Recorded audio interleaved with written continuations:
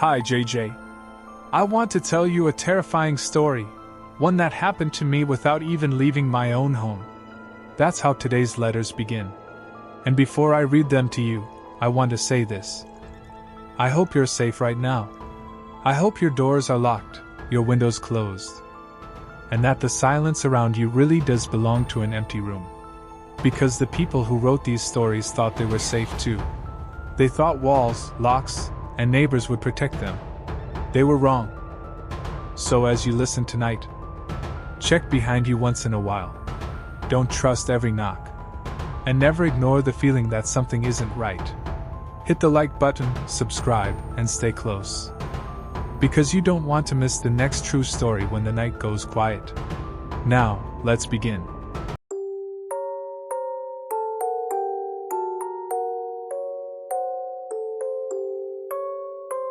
The beat in the corridor. My name is Eli. I live alone in a second-floor studio that pretends to be bigger than it is by turning one entire wall into a single pane of glass.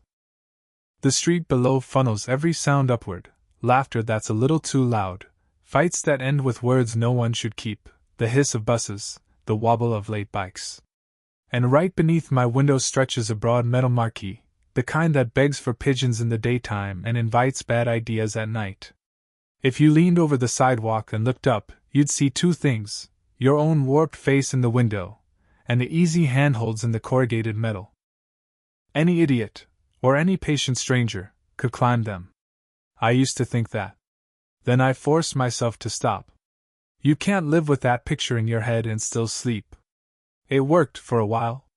Last Monday it didn't. I woke at 2:03 a.m., bone thirsty, tongue thick. The studio is a rectangle pretending to be a home, so my sink is 3 steps from the front door.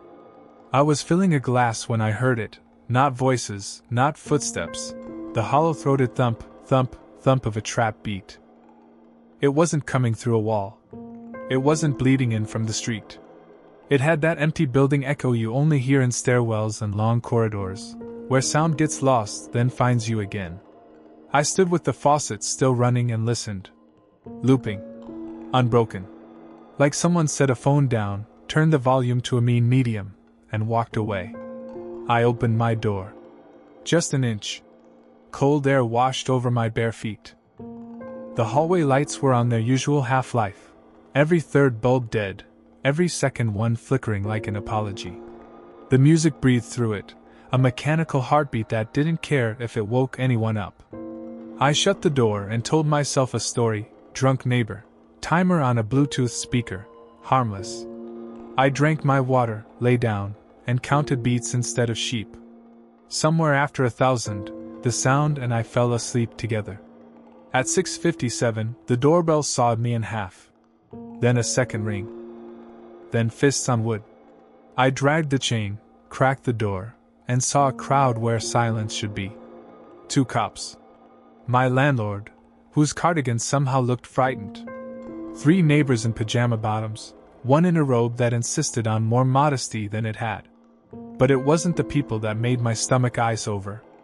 It was the red.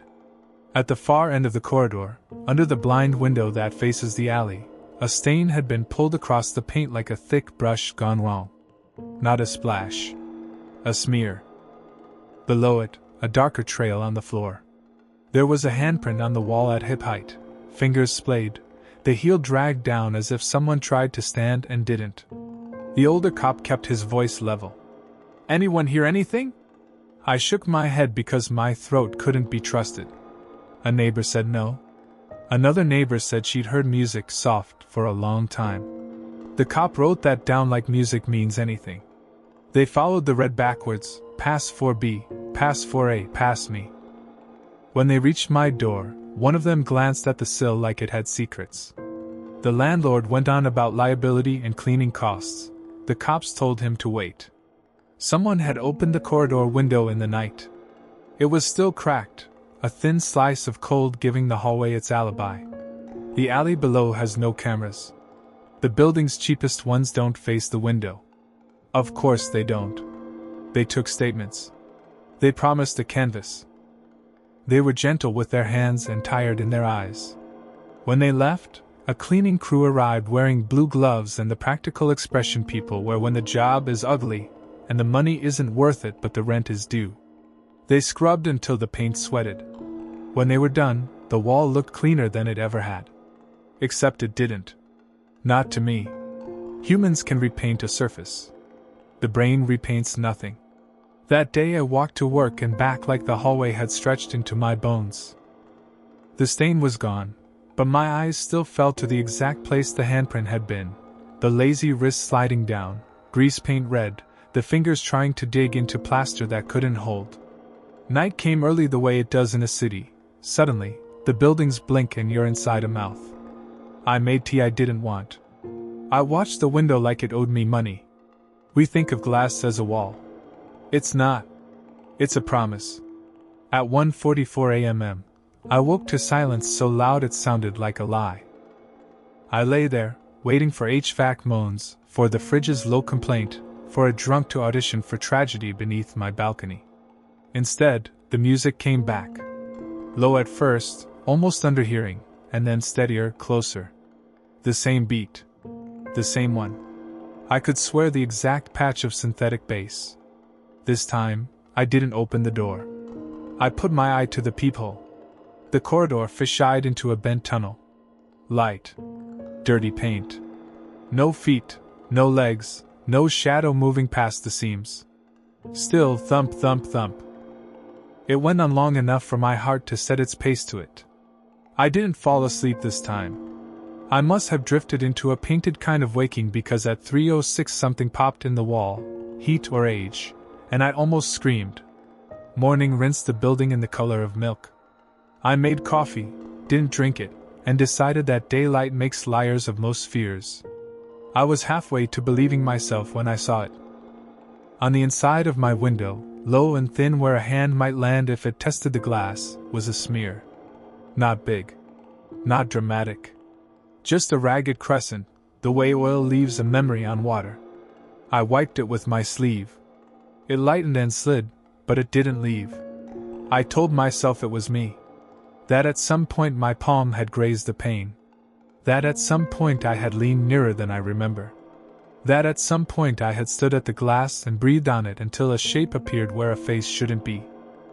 And then I noticed the fog, a tiny oval breath mark 2 feet above the smear, just faint enough to see if you stood exactly where I was and the light hit exactly wrong. It was the size of a mouth pressed gently to say hush. I didn't call the police. What would I say? My window is haunted by physics. I did what city people do. I made rules. Rule 1. Never open the door at night. Rule 2. Sleep with the chain on.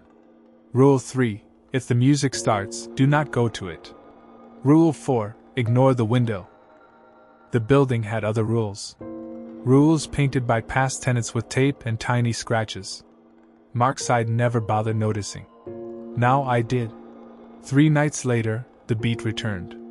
Not a loop this time. A pattern. 4 on the floor for 20 counts, then a stutter, the kind DJs use when they want a crowd to scream at the drop. Except there was no crowd, only me, my own small pulse, and a corridor holding its breath. I texted my landlord again about the cameras. He sent back a shrug emoji made of words. We're looking into upgrades. I put a chair under my knob even though chairs and knobs are a fairy tale. If someone wants you, what is just a suggestion? At 2:19, the music cut off. The sudden quiet snapped like a trap. I found myself at the peephole without deciding to go there. The corridor tunneled into fisheye again. Nothing. No feet. No shadow. No anything. Then, from beyond the bend by the stairwell, a soft sound. Not music. Not footsteps. A fingernail tapping the wall. Once. Twice. Again.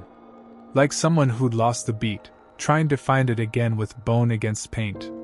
I didn't sleep. Dawn finally came carrying apology light. I laughed at myself, and the laugh came out wrong. I made a stupid, brave decision. I opened the door and stepped into the hall. Day strips fear. It does. The corridor smelled like old coffee and bleach. I walked to the window at the end where the red had once been. The paint was smoother there, the way a scar is smoother than skin. I pressed my fingers to the glass and leaned to see the alley below. And saw them. Not a person. The prints. 4 oval smudges on the outside of the glass, level with my shoulders, wide apart like someone had leaned forward from the sill, looking in. Fresh enough the morning sun still caught the grease shine. There were faint vertical scuffs beneath them, the kind rubber leaves when a shoe slides, searching for purchase. From the alley it would be a climb. From the marquee beneath my apartment window, it would be simpler. I walked back to my studio like my body had borrowed someone else's legs. I locked the door, slid the chain, put the chair under the knob like a child, and pulled the blinds I always left open for the city's borrowed glow. The room went small. The kind of small that fits a person and a fear and nothing else. At 11:41 that night, before panic could talk me out of it, I killed every light and stood beside the window. I didn't look through the glass. I looked at it, a black mirror waiting. The street hummed, then quieted, then hunted for noise again. The marquee creaked the way metal does when it remembers the day's heat and lets it go. Behind me, the door breathed, a draft or a not draft. Once the building shifts for cold, every seam becomes a mouth. And then the beat. Soft. Patient. Closer than it had ever been. And a second sound laid under it, almost too quiet to hear unless you were pressing your whole life against the night. Skin on metal. Grip. Slip. Grip again. I didn't move. The pain before me didn't fog. I think I forgot how to breathe. Somewhere below, a shoe scuffed against corrugation. Somewhere above, in the hallway, a nail found the rhythm on paint. The beat stopped. Nothing, for a long sigh of time. Then, from the other side of the glass, so close the sound vibrated the tiniest fraction of the pain, came the slowest, softest drag of a fingertip across the window. A line traced inches from my face, lazy and sure, left to right, like drawing a smile. I did not scream. I did not run. I let the city's cold press into me and become me until I could finally back away. The next morning, sunlight revealed the print, a single curve, imperfect, low on the glass. When I wiped it, it came away only by degrees, like something reluctant to leave. I called the landlord and told him the marquee was a hazard. "We'll look into it," he said, like looking into a thing ever kept it from looking into you. I'm writing this now because sleep is a house I can't find the door to. Every night the beat returns. Every night the nail keeps time. Every morning the glass remembers a new line. If you don't believe me, fine. If you live in a city, walk your hallway at noon. Touch the walls near the end window. Feel where the paint is smoother. Look at the glass and tilt your head just so. You'll see the mouths where hands have been. And if you look down from my window, you'll see the marquee. And if you look at the marquee long enough, it looks back. But that's not the worst part. Last night, at exactly 3:03, the beat cut out mid-loop. The nails stopped tapping. From behind my door, inside the corridor, outside my studio, something lifted the chain an inch. Released it. Lifted it again. Metal whispered on metal 3 slow times. Then a voice, low and conversational, as if reading the hour from their wristwatch. "Maintenance." I didn't order maintenance. I didn't answer. The chain lowered. The breath at the crack of the door went away. And now I'm staring at my peephole, trying to decide if I'm safer looking, or not. Because sometimes the person who says maintenance is exactly that. And sometimes he isn't changing the filter. Sometimes he's changing you. Stay close. Because not every danger knocks pretending to be maintenance. Sometimes, the real nightmare begins when you do open the door. The next letter is about a man who smiled at the dinner table, begged for a bed in the spare room, and later pressed his fingers to the window, reminding the writer he never really left.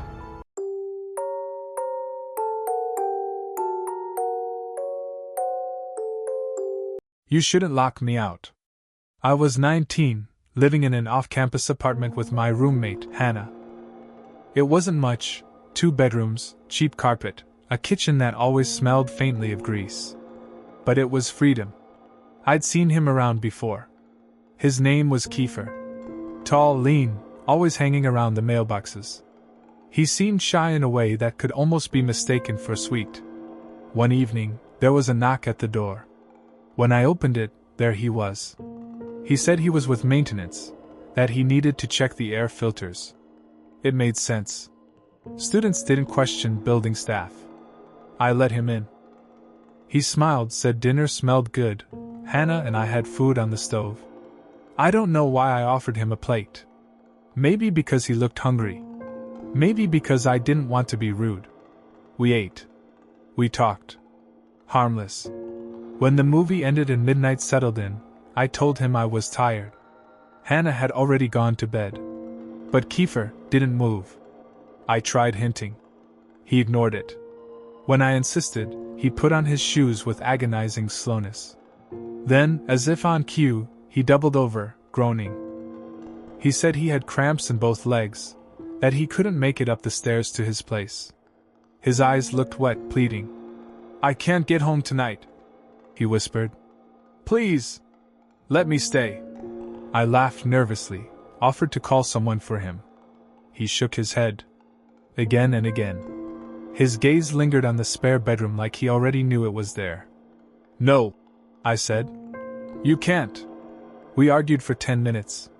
His voice shifted, small, then sharp, then begging. I was exhausted, worn down. Against every instinct screaming in my chest, I gave in. "Fine. The spare room. But that's it." I locked my bedroom door. I locked Hannah's too. When I woke the next morning, he was gone. Nothing missing. No sign he'd ever been there. I told myself I was paranoid. Maybe I'd overreacted. 2 nights later, someone knocked on my bedroom window. Soft. Measured. Deliberate. When I pulled back the curtain, my blood iced. It was Kiefer. Smiling. Asking to come in. I slammed the blinds shut. Hannah panicked. We didn't open the door. The next night, he came back. This time he knocked on the front door. Hannah answered before I could stop her.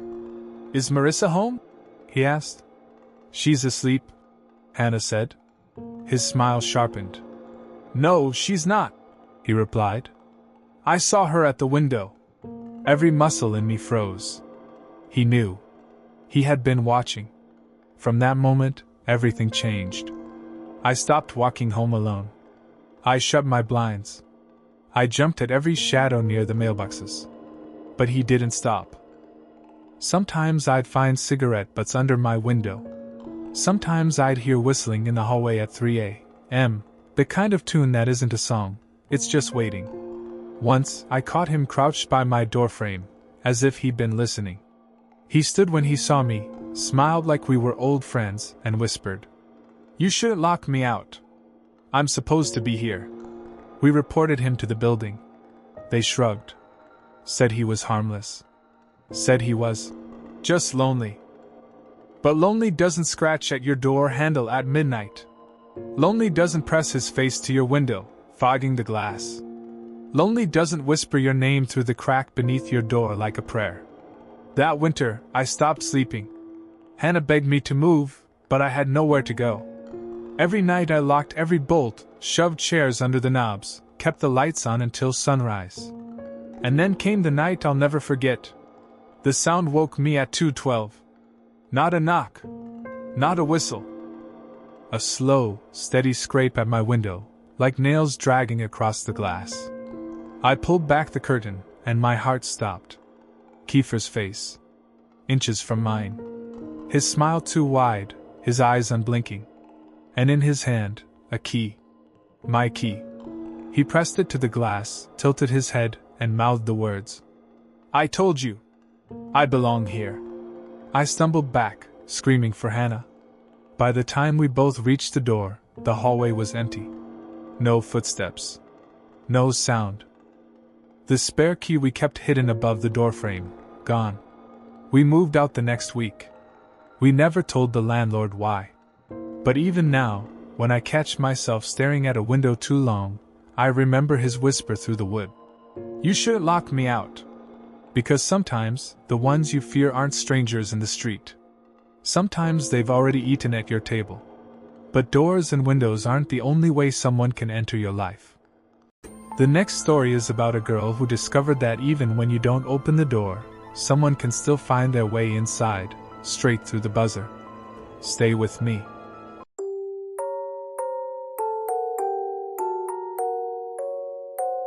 The man with the wrong key. I was 20 and finally renting a place that felt like mine, a narrow one-bedroom on the 3rd floor with a hallway that smelled like old paint and a door buzzer tied to our phones through the building's app. My roommate, Claire, was a flight attendant and gone half the week, so we set both numbers on the account. Hers had admin rights, mine was secondary. When someone pressed our button downstairs, both phones rang at once. If either of us tapped, unlock, within 30 seconds the door stayed shut. It made me feel safe. Until it didn't. Classes had just started back up.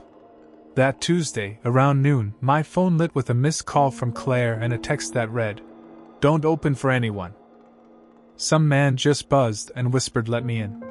Right now."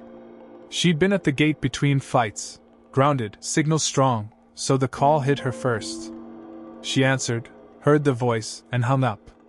Then she called me to warn me. I laughed it off the way you do when you want your skin to stop crawling. I checked the peephole anyway. The hallway was empty, just that slow, stale hum of a building that pretends to be asleep. 10 minutes later, the quiet broke. Knuckles hammered my door in a rhythm that didn't ask, it demanded. No buzzer this time, just pounding. I stepped back, phone in my hand, and did not breathe. Whoever it was never spoke, never tried the knob. Just knock after knock after knock. 20 minutes stretched to years and then it stopped. The silence after was worse. I pressed my eye to the peephole. The hall was clean. Too clean. Like he'd learned something by the way I didn't answer. For a week, nothing. I told myself I'd imagined the voice, the pounding, the way my heart tried to tear its way through my ribs. Claire came home between trips. We cooked, we laughed, we pretended this city didn't feel like a mouth closing around us. She left again on a dawn departure, a 3-day rotation out of state. I watched her suitcase roll toward the elevator and forced myself back to bed with a cold, greedy cup of sleep. It can't have been more than an hour later when I woke to a new sound. Not buzzing. Not knocking. Keys.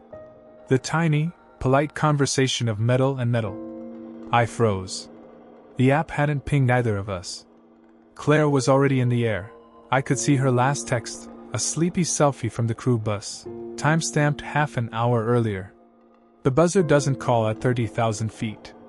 No one should have been able to get in. The lock turned. I had always told myself I'd be brave, that I'd shout, that I'd make noise and send whoever it was scrambling.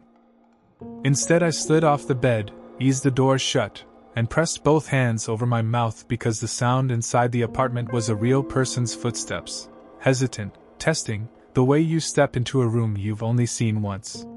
The hall light under my door thinned, then thickened.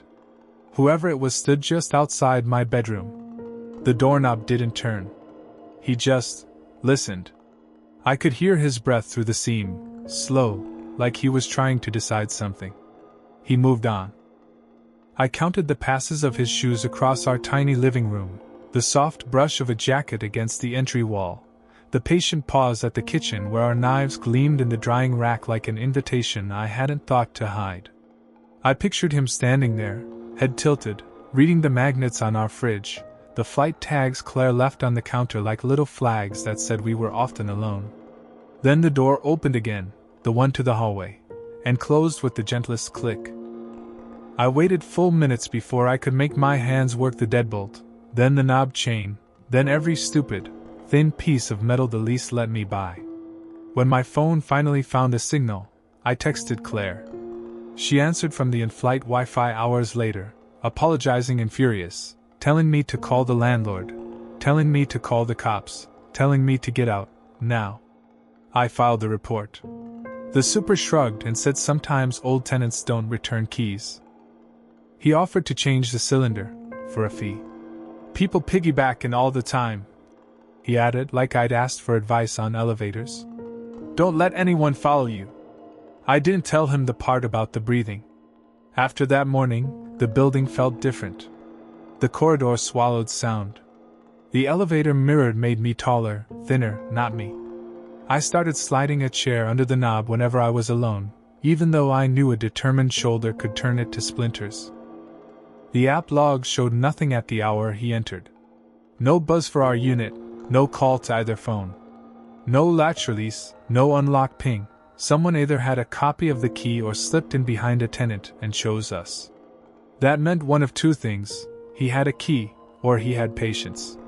He could tail someone through the lobby door and then pick any apartment that looked like it didn't belong to a man.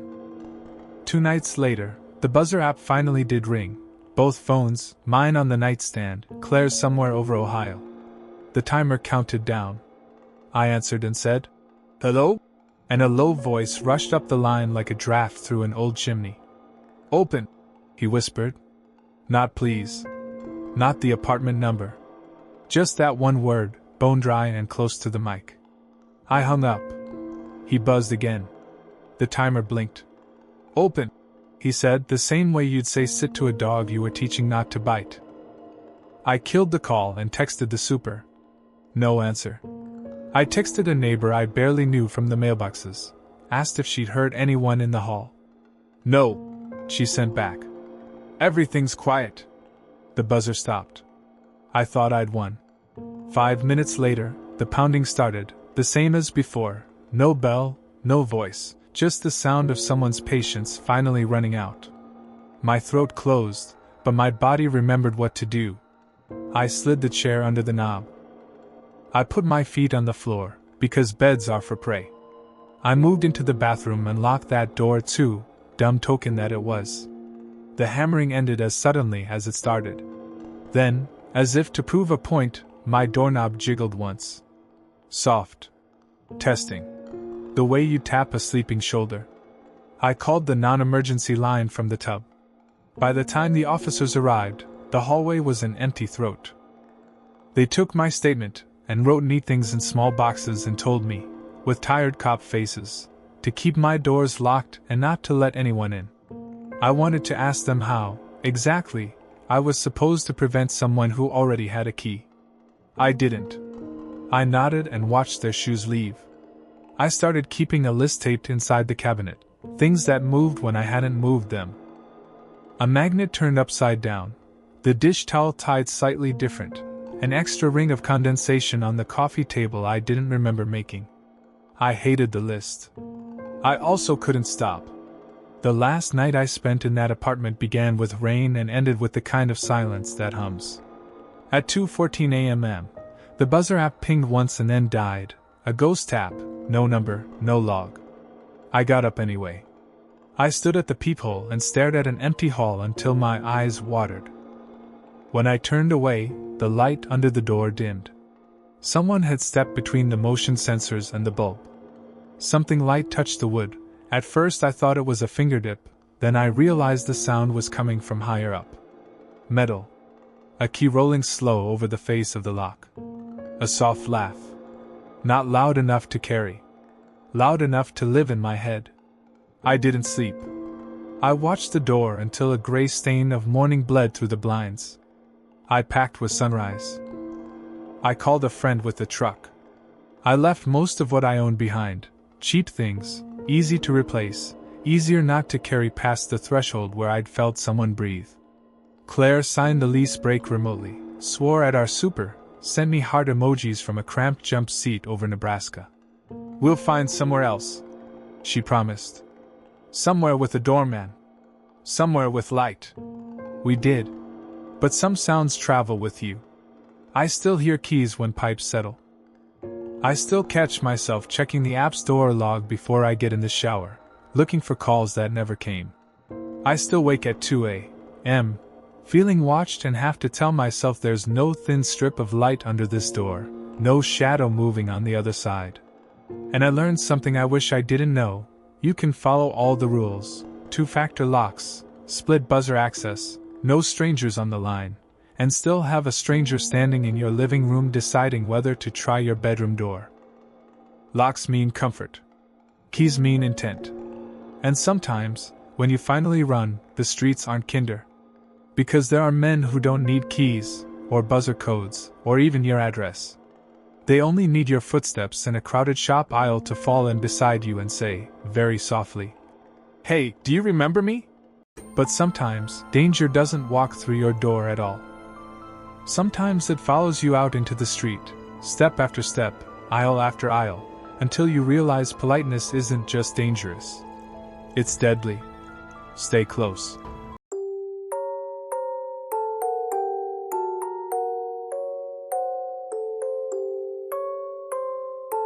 He said, "Do you remember me?"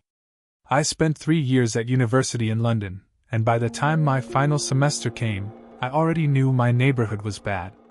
The kind of place where you walked fast, headphones out, eyes down. Catcalls weren't the exception, they were the background noise.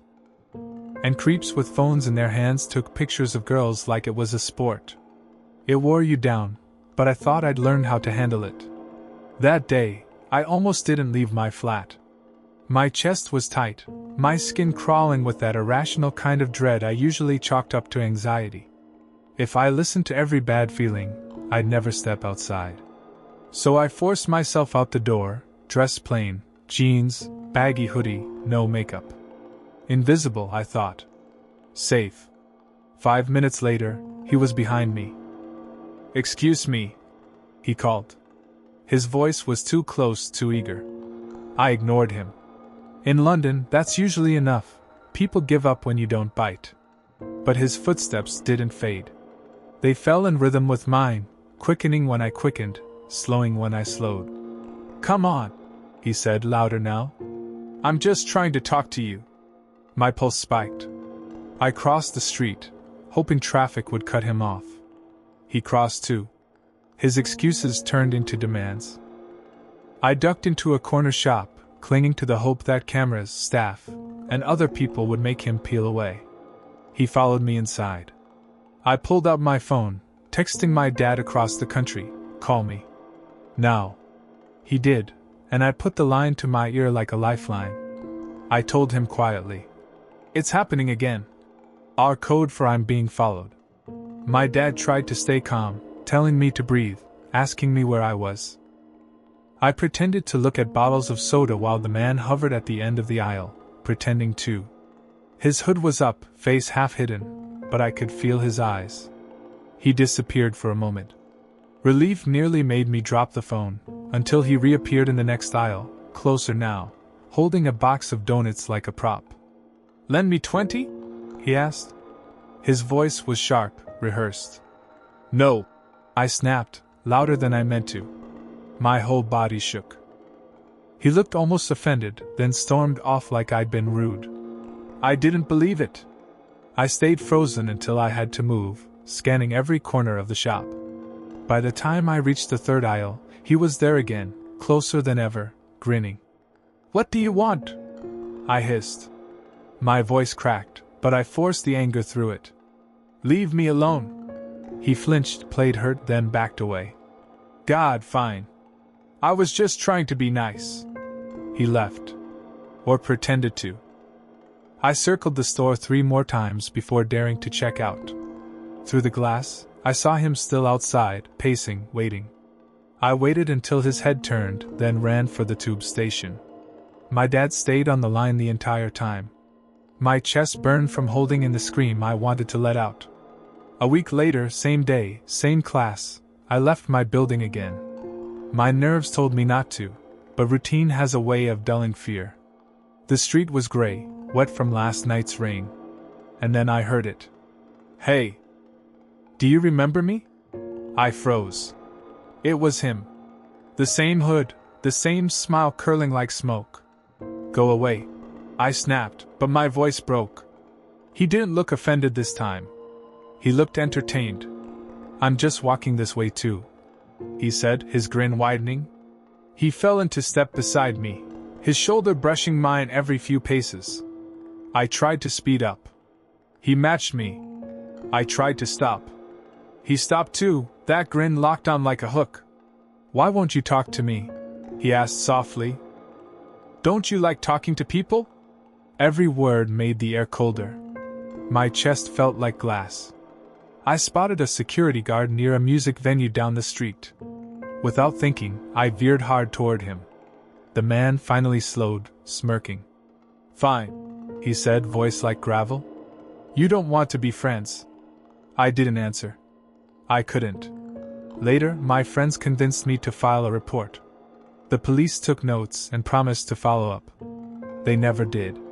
Weeks passed. My dad started memorizing my schedule, keeping me on the phone every time I left the flat. I thought maybe it was over, until months later, after graduation, when a friend sent me a link to a news article. It was him.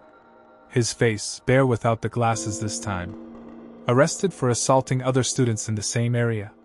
The article said he'd been banned from student housing years before, but he kept coming back, kept following girls who were too polite to tell him no. Some he grabbed. Some he hurt. And the worst part? He got no jail time. Just a curfew. Free to walk the streets in daylight. Free to fall into step behind anyone he wanted. Sometimes I lie awake at night, hearing the echo of his words at my shoulder, that smile stretching across his face like it belonged to him. "Do you remember me?" I always will. Because safety isn't about locks or lights. Sometimes danger doesn't need keys. Sometimes it just waits until you're too polite to scream. And not every story ends with a stranger in the street. Some begin in the very place you think you're safe, home. Where your neighbors should protect you. Where a knock on the door should mean help. Stay close. The building that shouldn't breathe. I was broke, a college kid clinging to loans and part-time work, desperate for anything with four walls and a lock. That's how I ended up in a place locals called the Whiting. Everyone said it was the cheapest building in town. Nobody said it was safe. The history was rotten before I even set foot inside. The Whiting had once been a halfway house, a dumping ground for the forgotten, the mentally ill, addicts, people who had nowhere else to go. Years ago, they shut it down after someone was found dead of an overdose right on the front steps. Then, for reasons I'll never understand, it reopened as apartments. Most of the old tenants drifted back in like moths circling the same burned-out light. From the first night, the place breathed wrong. Long, endless hallways stretched into angles that made no sense. Some doors were painted over, some led nowhere, and others were child-sized, bolted shut like they were hiding something inside. My ceiling cracked and sighed as if someone was crawling in the walls. And every corridor was lined with strange paintings, crying children, smears of color that looked like open wounds, eyes that followed you long after you passed. My neighbors were worse. People wandered the halls glassy-eyed, muttering, their arms bruised and thin. Some slammed doors at shadows. Others leaned half out of their rooms, whispering about knives and poison, begging me not to tell anyone they existed. Once, my friend opened her door and found a lamp taken apart piece by piece, laid neatly in front of her threshold like an offering. I should have left then. But rent was cheap. And I was stubborn. One night, I went into the shared kitchen to heat up leftovers. A huge woman sat in the corner, her body swallowed in a ripped chair, rocking slowly. She spoke to herself in a child's high-pitched voice, insulting me as if I weren't 2 feet away. "She thinks she's better," the voice giggled. "She wants to hurt me." Every few seconds, her head snapped sideways, her eyes dead and wide, staring right at me while her mouth whispered to no one. I gripped the fork in my hand, muttered something like, "Everything okay?" That was a mistake. Her muttering turned into shrieking. "You've got a fork! You're going to stab me! Stab me in the throat! Murder me! Murder my family!" She laughed and screamed at the same time, a sound so jagged it made my skin crawl. I dropped my food and ran. Behind me, her giggles followed down the hallway, higher and higher, until they sounded like glass cracking in my ears. Another time, a man so strung out he could barely stand grabbed my arm at the stairwell. His breath stank of rot, words slurred about showers and skin. His fingers dug into my wrist as he tried to pull me toward the bathroom. I wrenched free, shoved him so hard he collapsed on the stairs, then sprinted to my friend's room and locked the door. From inside, we heard him stumble, slam against the walls, and drag himself up the steps calling my name in a syrupy, broken voice. When I saw him a week later in the lobby, he didn't even remember. But he smiled, asked which unit I lived in, as if he was trying to file the information away for later. It got worse. Nights filled with knocks that didn't belong to delivery men, whispers outside my door repeating my name in different voices, objects moved in my room as if someone had been inside while I slept. My neighbor swore she woke to find a man crouched at the end of her bed, hands twitching like he couldn't decide whether to strangle or pray. When she screamed, he only laughed and walked out through her locked door. The whiting wasn't just unsafe. It was a trap. A place that fed on the broken and the desperate, keeping us too poor or too scared to leave. And when I finally moved out months later, I felt like I was leaving a living thing behind. A thing that hated being abandoned. Sometimes, late at night, I dream of those painted-over doors. I dream of what was sealed inside. I wake with the taste of mildew in my mouth, certain that if I listen hard enough, I'll hear laughter crawling up the hall. Because some buildings don't need ghosts. They make their own. That was the last letter for tonight. 5 stories of keys turning, voices whispering, and doors that never should have opened. 5 stories of men and women who mistook obsession for love, and safety for something you can buy with a deadbolt. But remember this. When the knock comes, it might not be on your door. It might be footsteps pacing the hall outside your bedroom. Or laughter echoing down the stairwell at 3 a.m. Or the sound of your lock turning, when you know you never gave anyone the key. So tell me, if someone was already inside tonight, would you even hear them breathing? Let me know what you think in the comments. This was Tell Me What Happened. I'll see you in the next story.